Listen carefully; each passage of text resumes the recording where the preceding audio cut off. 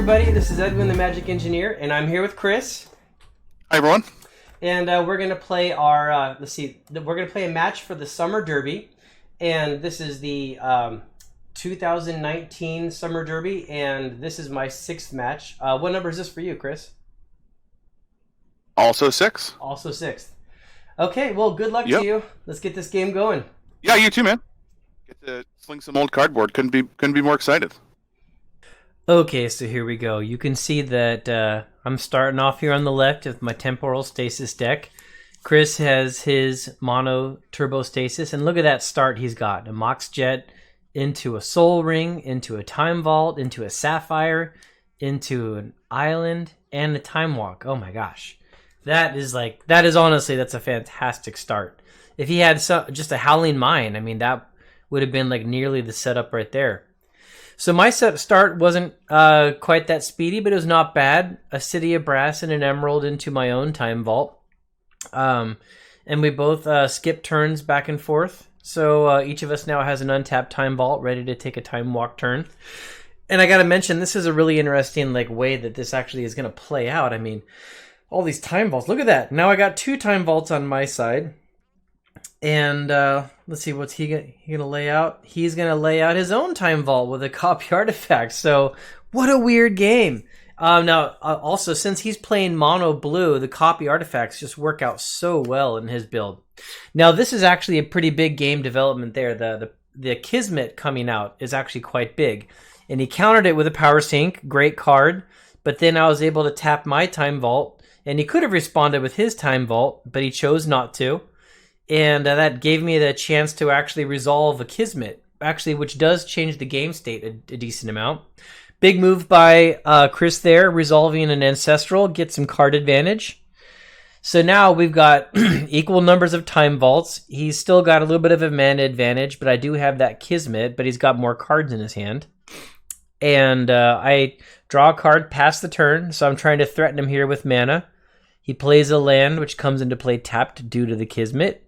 So right now, it's just basically standoff, and now we're doing the Time Vault thing, passing back and forth, getting some Time Vaults untapped. And this can be very threatening if one of us or multiple of us play some Howling Mines, and then one of us gets to take turns back and forth. The important thing to notice here, though, is it really comes down to who has more Time Vaults is a really big deal, because with these opposing Stasis decks, it's all going to be about who gets the final resolved Time Vault and therefore gets to untap their mana and then possibly replay Stasis and make the other guy have to deal with it.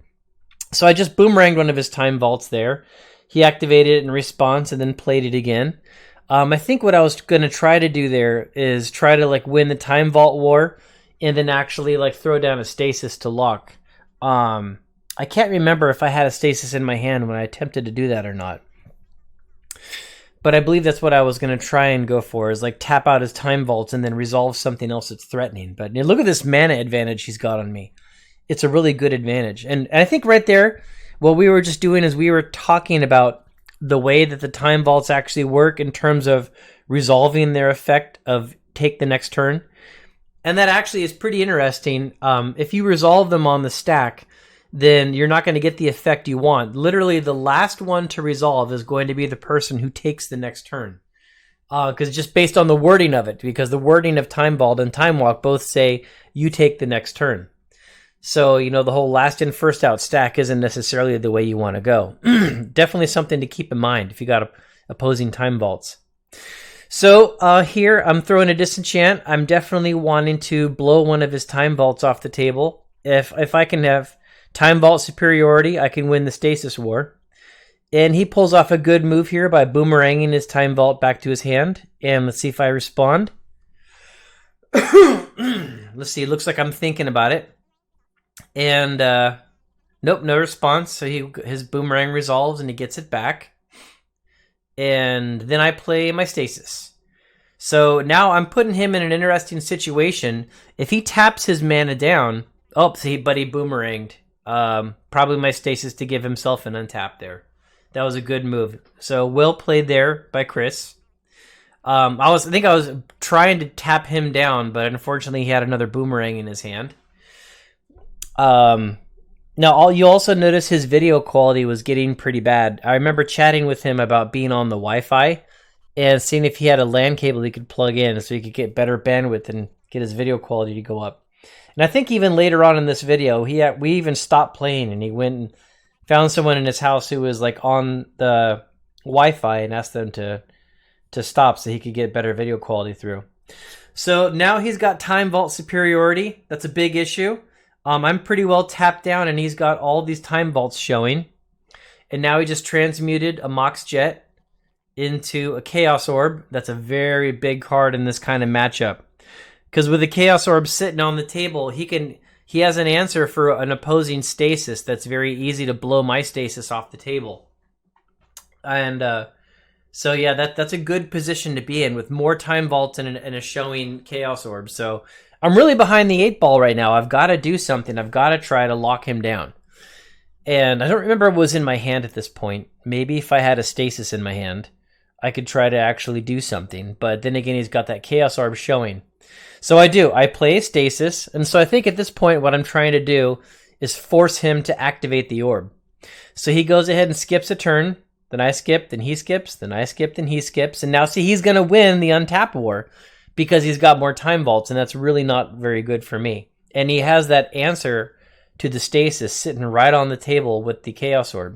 And he's being very patient about it, by the way, choosing not to just immediately play it. Now, one thing that's negative for me is I'm the guy that has the stasis, so I'm the guy that has to pay the upkeep. So my blue lands are going away. In the meantime, he's got more time vaults, and there's a Howling Mine in play. So he's going to win the stasis war and get to have the untap phase and have extra cards. So not good for me that he's got that. You know, in this kind of situation, I would prefer for him to be the one that had the stasis in play and have to pay the upkeep. But he had board advantage, so I think I literally had to be the guy to play the stasis because it was the only shot I had at that exact moment. So I think, what are we doing here? We're probably discussing something, trying to decide what to do, because I just moved around mana. And we've both got all of our time vaults untapped. I'm not sure whose turn it is right now. Probably thinking pretty hard about what I actually want to do. And you'll notice, by the way, that both of us still almost have full life. When you got a mirror match with control decks like this, it's all about getting board control. So it looked like his turn just started. He drew some cards, passed the turn. And then at the end of his turn, I'm trying to disenchant something. I'm guessing I probably would have tried to go for the Chaos Orb. That would have been a really good call because I wouldn't want him to be able to use it. And now he's using it in response, probably to try to go destroy my stasis. Or maybe one of my time vaults. Either one of those could honestly be like not a bad move, but probably the stasis right now because he probably wants to get an untap phase, even though he can probably get it along with that. Okay, so then I play a boomerang, and so I got rid of his Chaos Orb, and now he's all tapped down. But then again, he's got more time vaults, which is a big problem. So I take a time vault turn. He takes a time vault turn. Then I take one. This is how I was describing earlier. He takes one, and now I'm all out of time vault turns to take. I don't have an option. So and this is critical. This is really big. He's the one that had more time vaults, so he got to be the guy who took the next turn. So now he's all untapped, and I'm all tapped down. That's really bad for me. So he's got a Vice on me now, and they come into play tapped due to my Kismet, but that actually doesn't matter for the Black Vice. It's still going to do damage. It's only the Howling Mine and Winter Orb that still get shut off, when they come into play tapped. But Black Vice is still a threat, and my mana is all locked down. So all he needs to do there after those Vices is just get a stasis on me, and he's got me in a really good position. So there's his Chaos Orb back out. And there's the stasis. Yeah, not good for me. So I'm in a really bad spot. So I pass the turn, then he passes, then I pass, then he passes. Now I've got to take a turn, so there's some damage comes in. I don't get an untap phase. But lucky for me, he doesn't have a Kismet, so there's always the chance I could draw like a Lotus and some artifact mana and a land, and then have some ability to actually react. In which case, I'd be hoping he doesn't have like a boomerang or a mana drain or a power sink or something in his hand. So he pays his stasis upkeep there. I draw again. Looks like I didn't get any lands that last time. There's a land, but it's not enough. It actually would have been really fantastic if I drew mana those 2 turns. Maybe I could have pulled a disenchant or a boomerang or something. So I just scooped that game. Yeah, Edwin goes down. He just had too good of a lock with the multiple time vaults. And now as we're sideboarding, I sped it up quite a bit, as you can actually see. And I'm knowing that, my Kismet was a really good advantage, but I do have some tricks up my sleeve for going against other control decks. Namely, I do have more disenchants, and then I have something else. I remember what this next play was, but I'm not going to mention the card yet, because I want to surprise you guys with it a little bit, anyone who doesn't know. So I'm going first. Looks like I had to mulligan once there. Not a great situation. Yep, so I mulligan down to 6. And by the way, I love the new London mulligan. So there we go. I pitched a card, and I'm nearly showing my hand there. Not great. Okay, decent speed hand there. Underground Sea into Soul Ring into a Time Vault. That's pretty good. But look at that. He's got speed too. 2 Moxes and an island. He's got his own Time Vault. So we're doing the Time Vault war again, and he's got a little bit of a mana advantage. And not anymore, though. I got my 2 blue, and I got my Soul Ring, but then I passed the turn. And he plays out a Howling Mine. What's interesting here is actually I'm very happy for him to play Howling Mines in this case. That's perfectly fine. I mean, both of us want multiple Howling Mines on the table. His Vice would have been bad, but I mulliganed down and then had a little speed, so the Vice doesn't actually quite hurt me at the beginning. And looks like right now I'm trying to decide how I want to respond during my turn on my upkeep. It looks like I decided not to do anything. So I drew a couple cards there. He's only got 1 land untapped. And now I've got a Plains, and I got the Tundra. Probably a Kismet's coming out, I'm guessing. Yep, there we go. There's a Kismet. And that's a pretty threatening thing for him. He doesn't pack Disenchant, so Boomerang is one of his main ways of dealing with that. So he opts to play another Vault and keep 2 blue untapped to threaten me with Counter Magic or a Boomerang. I take my next turn, and I think, still no Vice damage, because I'm able to play enough cards out of hand. So he's winning the Time Vault war, but that Kismet is a little threatening to me, actually. Oh, sorry, my Kismet's threatening to him. So there's a Lotus and a Factory. So now I've got mana superiority, and let's see, what is Edwin going to do? And I think I remember what this next move actually was. And it took me a sec to decide how I wanted to tap my actual mana for it. And I can't wait for you guys to see this. Okay, so 4 mana, 3 blue, and 1 colorless. And so I'm playing a Hercules Recall on him to pull all of his artifacts back to his hand, and I'm still floating 2 blue. So he turns off his counter magic, opts for a Twiddle.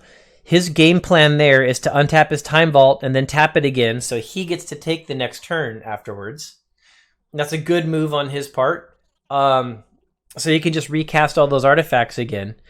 But he doesn't quite know what I'm planning at this point. So anyways, my Hercules Recall resolves, and all those come back to his hand. And actually, he forgot his Moxes. Oh, you couldn't see it. So I played a Stasis right there. And since I already had a Kismet, and I played a Stasis, and all of his artifacts are back up in his hand, and he's got 1 land untapped, he just realized there's no way I'm going to win this. And so he just scooped.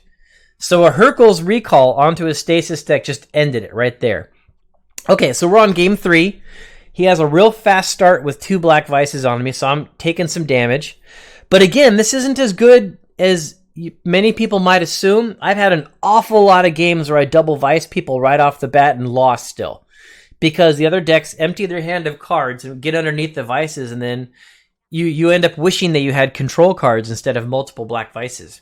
So I got a Kismet on him. That's going to slow him down quite a bit. And he's got a Howling Mine there. And actually, you know what? I think he probably shouldn't have been able to play that, because the second land should have come out tapped. So I'm noticing a small game mistake there, but oh well, it's in the past now. So the Howling Mine comes out. I drew multiple cards, laid out my own Time Vault. Now he's got 3 mana.